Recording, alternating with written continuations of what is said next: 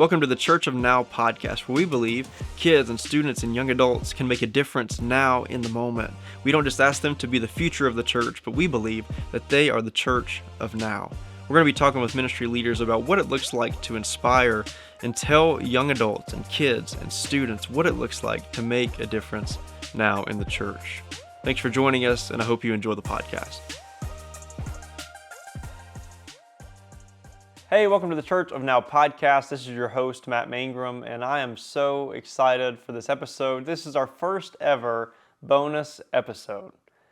Early on, a couple weeks ago, I told you in the first episode of the podcast that we were going to do one season, 10 episodes, and then we were going to take a little bit of a break. Well, we've had so many incredible conversations, so many great dialogue with our guests, and we just decided, you know what, we're going to continue on.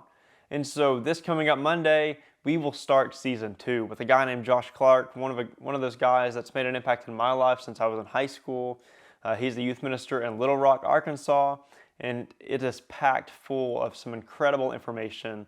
And so I'm excited. I'm excited to go into season 2. This has been an incredible journey for me.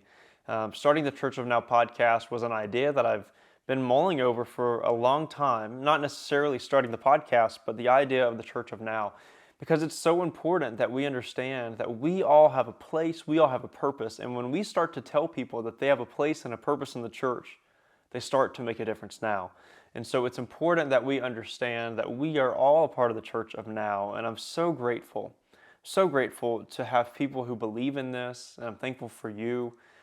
Because our guests that we've had have given some incredible insight into what the Church of Now looks like, things that I hadn't even thought about. And so this bonus episode is not just me telling you, hey, season 2 starts next week, but I'm going to tell you a couple things that I've been learning as well from this podcast. It's been an incredible journey, and I'm so excited to see what the future holds with this.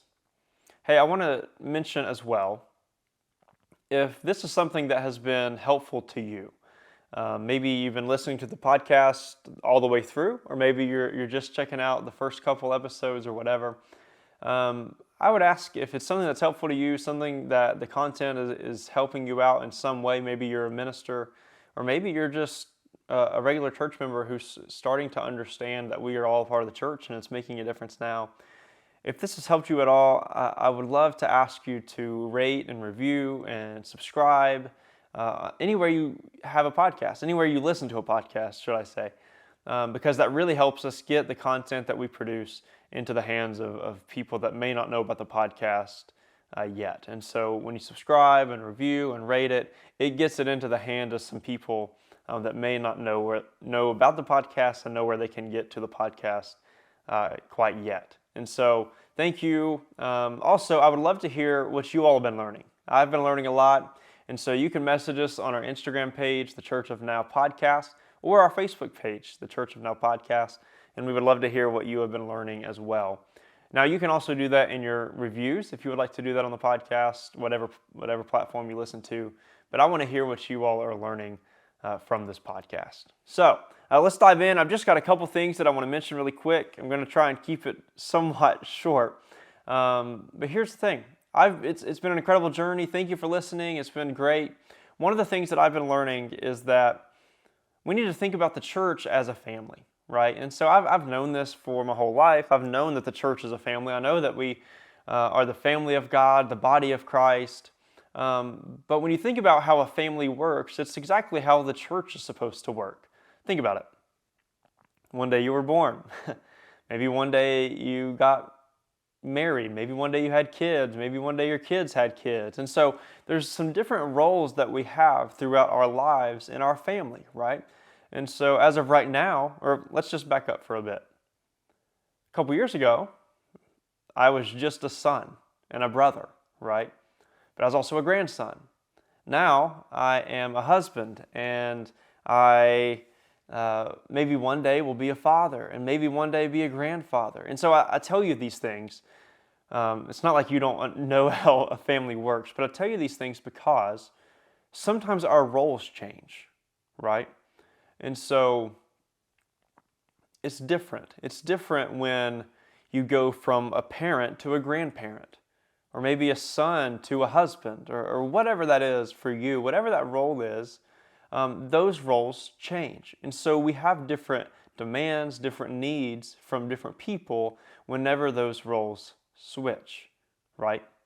And so it's important that we understand that our family changes, and so does our church. And so sometimes, our roles as a kid is going to look different than our roles as an elder, or our roles are going to look different in college ministry than it is in youth ministry. Those roles just change. And here's the truth.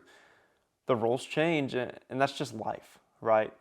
And so there's nothing that's going to stop it from changing. There's nothing that's going to stop life from changing at all. And so we have to be comfortable with the idea that change is just a natural thing.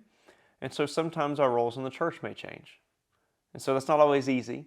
But if we think about our family, we think about our church family, those roles change, and we just got to find a way to fit into our new role whenever that change happens. And so, also, as a family, we're not going to tell our grandkids that they don't have a purpose. We're not going to tell our grandparents that they had a purpose and they don't now. We are all the church of now. We are the family of now. And so we all have a place and a role to play in the family. So that's number one. That's one of the things that I've been learning. Number two, this is not just for the younger generations, right?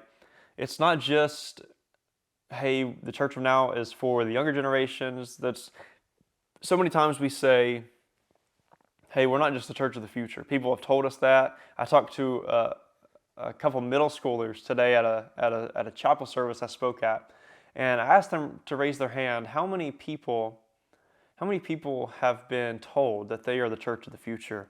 And I would say about 20% of them out of 150 have been told that they are the church of the future. That's 20% of students that could have been making a difference now, but maybe they feel like they have to wait. That's a dangerous thing. That's scary, right? We need to tell them that they are the church of now, but also what I've been learning too is that sometimes the older generations feel that they are the church of the past. And that's not true. They have so much value. They can mentor people. They can encourage people. Maybe they have good finances and they can fund projects, or they can fund the church and fund what it looks like to love people well and give to these different charities or whatever that is. Older generations have the ability, if they don't have anything else, they can at least give the wisdom that they have to the younger generations. And I'm begging you, if this is you, please mentor someone. Please mentor a younger person, whether it's your grandkids or whether it's somebody at church, because we need older generation people to make a difference in our younger generation and make a difference and mentor them and pour into them and feed into them. And I know that can be awkward sometimes. It's awkward sometimes for us to go, okay, I want to pour into somebody. I'm going to go up and talk to them. And as an older person, going up to a middle schooler might be kind of awkward. Taylor Brown said this on the podcast that, hey, if you go into that conversation and you say this, hey, I understand that this is awkward. I understand that this might be a little weird that an older man or an older woman is coming to ask you if you could go to ice cream or coffee or something or whatever. I understand that is a little weird, but I feel like Jesus is calling me to do this, and I don't want to disobey what he's calling me to do. And Taylor said, if you approach it that way and you're vulnerable, at least if the kid decides, hey, I don't want to do that, they know what they're missing. A real, genuine conversation or mentorship with somebody who has wisdom. And so it's not just for the younger generations, it's for all of us. We all have a place. We all have a place to make a difference now and a purpose now in the church of now. We need to make a difference. The next thing is this. We don't have to be the big guns to serve. We don't have to be the person on stage. We don't have to be the most popular person. We don't have to be the famous person to serve. More often than not, the church functions because of people that will put up tables and chairs. Tommy Smith, who is the president at Johnson University, who was my president when I was in school, incredible guy. I love him to death. He said on the podcast that there was a guy that said, hey, I have a master's degree. I don't put up tables and chairs. Like I don't put those out for meetings. And I'm like, oh man, I pray that that's never me. I pray that I never get to a place where I think that I'm too good to put out tables and chairs. See, when we have that mindset, we're not looking like Christ. When we have that mindset, we're not being the church of now. We're being the church of the future, to be honest, because we're thinking that we have something better for us in the future than what it looks like to serve now in the moment. But Jesus shows us all throughout the scriptures that we are to make the difference now in our world today. It's so important that we understand that we have to make a difference now.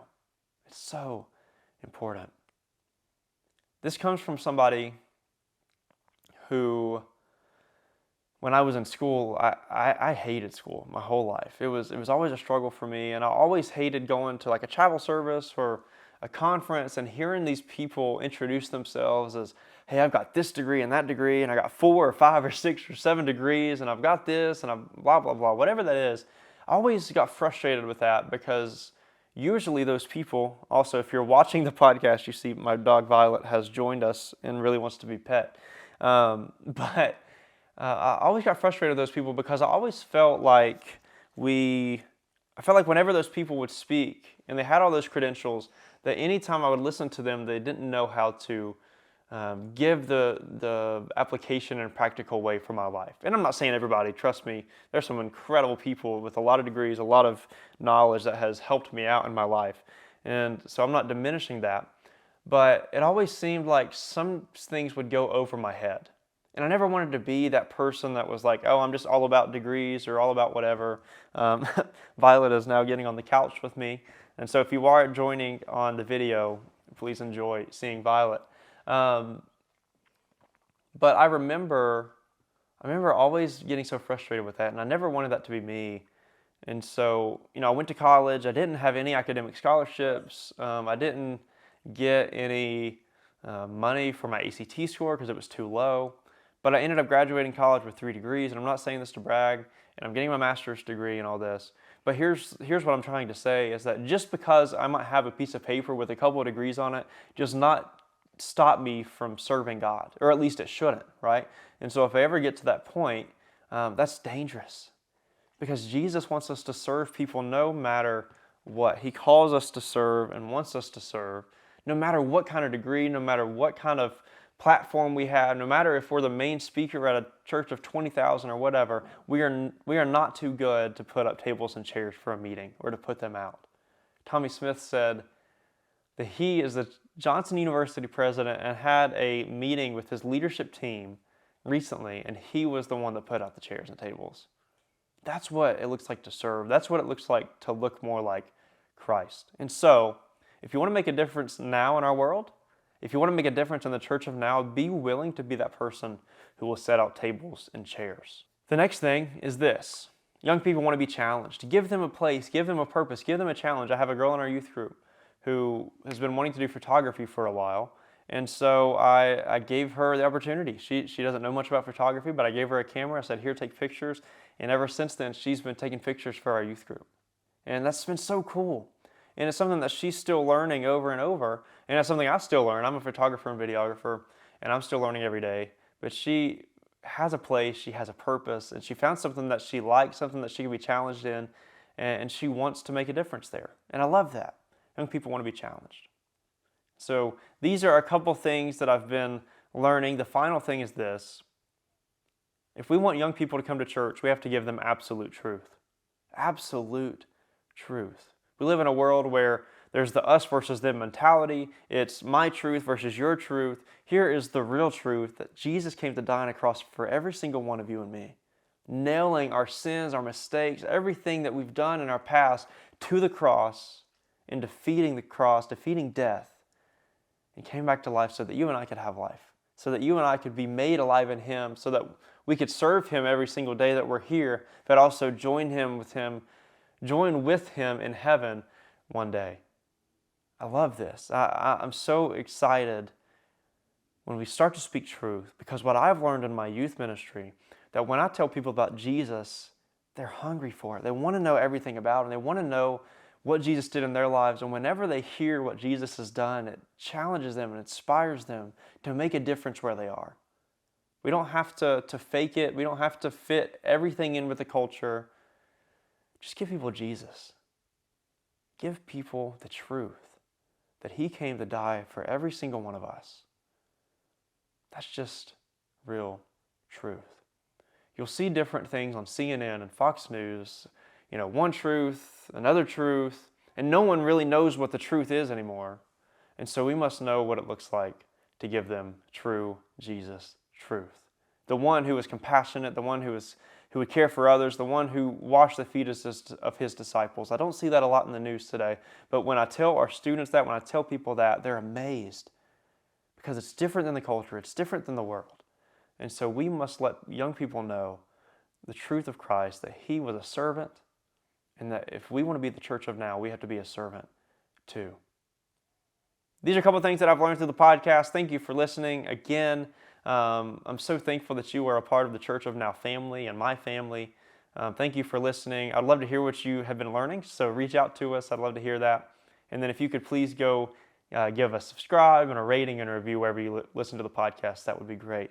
Excited for this Monday, Season 2, Episode 1. Josh Clark will be on. So excited. There's a lot packed in there, so please check it out. I'll see you on Monday.